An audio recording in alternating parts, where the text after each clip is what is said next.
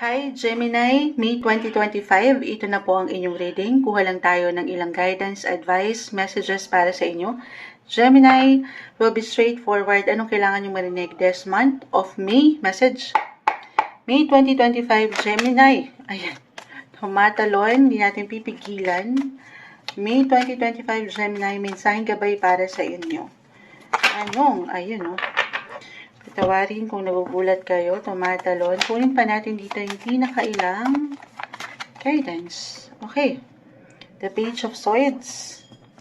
Para sa iyo, Gemini, May 2025. Seven of Pentacles. 7, 8 of Pentacles. Gemini, the Justice card reverse. The Fool reverse. Ace of Pentacles, add ko na lang din ito, the Death card reverse. Hindi po kailangan katakutan o laliman, meron lang po itong kalakip na mensahe. And the Ten of Cups reverse. Okay, I will be honest, straightforward tayo. Wala namang perfect relationship, situation, or possession sa work. Andito na lahat. Guys, personal or professional life.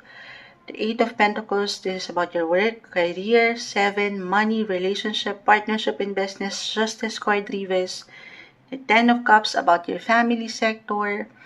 Minsan parang ang hirap i-balanse or maiwanan ng sapat na justice ang ilang sitwasyon.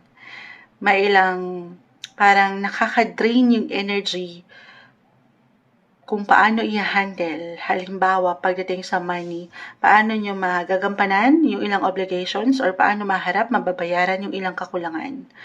Hindi madali. Okay? Pero, ito na naman tayo sa pero. The Ace of Pentacles, definitely, money opportunity, manifestation card, merong paraan. Merong pwedeng maging solusyon sa anumang pwedeng yung kinakaharap ngayon. Lalo pa kung mag-apply po na meron talagang ilang extra expenses, ilang extra bills, or kung napunan nyo nitong mga nakalipas ay parang ang bigat. Yes, merong pumapasok kasi nga dito ang work, yung blessing of work, but at the same time, parang meron ding patuloy na palabas yung ilang ganap. At dito, parang nasa ng justice, Moonchild. Parang hindi ko deserve to. Oo, pero if you're having a hard time right now sa mga part na yan, lagi niyong tatandaan na merong dahilan. Part yan ng inyong mission. Okay, sabayan ng mga ganap na ito, ilang glitch, dumadaan kayo sa ilang transitions, transformation, may new beginnings, new opportunity. Okay? Other messages, kung hindi yan mag-apply, the Death card, the Ten of Cups, the Fool, the Page of Swords. I'm getting a message for some of you na parang merong ilang secrets, meron bang ilang hidden agenda, ganap. Parang reversal tayo, guys. Pwede itong mag-apply sa inyo mismo or sa isang tao sa inyong paligid. I will be honest, maaaring merong unexpected balita, impormasyon, o hindi nyo inaasahan na pwedeng umangat, katotohanan, na parang sandali, hindi ko deserve, parang wala yung justice. Aking ulitin, meron ditong solusyon. Ayan, Ace of Pentacles, merong opportunity, malalagpasan to. Everything is temporary, guys. The Death card, walang forever. Ano man yan, ups and downs, highs and lows ng buhay. Merong dahilan, destiny yan. Kahit hindi maganda, hindi madali, pero meant to be yan. Parte yan ng inyong mission, aking uulitin. Okay? Plano lang ito. Sapat na plano para sigurado kung paano nyo makakayanan, ma-handle, or paano nyo higit na mapapaangat yung tamang responsibility sa ilang situation na ito. Okay? Other messages. Kung hindi pa rin yan mag-apply, the Death card, reverse, Ten of Cups, nakikita ko yung pag-juggling nyo, pagiging busy nyo, pag-push nyo, grind kong grind, work kong work for some of you. Okay, hindi po isang medical advisor ang Moonchild. Could be physically, mentally, emotionally, baka dyan na-drain na pala, yung kayo. Pagod na pala kayo. Pero hindi nyo masyadong nararamdaman kasi nga meron kayong hustisya na hinahabol.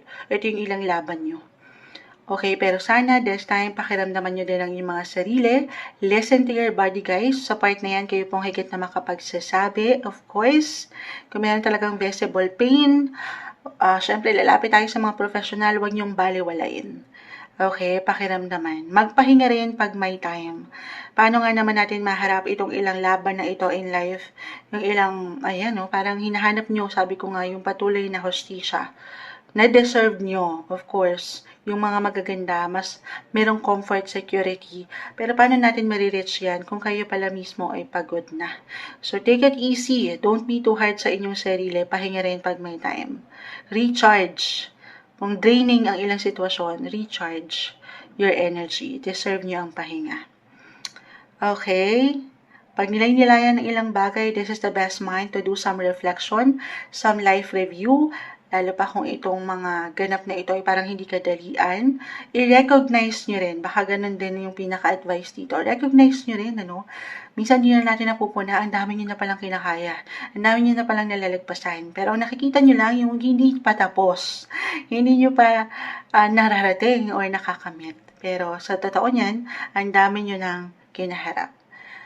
Parang yung ano to yung kasabihan na, yes, ano yan? Ano yung, tulungan niyo ako guys. Malapit na? Ano yung, malayo pa pero malayo na. Tama ba? Malayo pa pero guys, tulungan niyo ako. Tayo ay live na live. Patawarin nagahang ang moonchild. Basta yun. Malayo ka na. Gemini. Malayo ka na. Malayo pang pwede mong marating. Kapit ka lang sa iyong pangarap. May solusyon, may resolusyon, may pag-aayos. May aayos. Okay? Ayun lang. Pahalagahan mo rin yung ilang nagagawa at nalalagpasan mo. Ito yung umaangat na messages para sa inyo. Mensaheng gabay lamang po. May 2025, Gemini.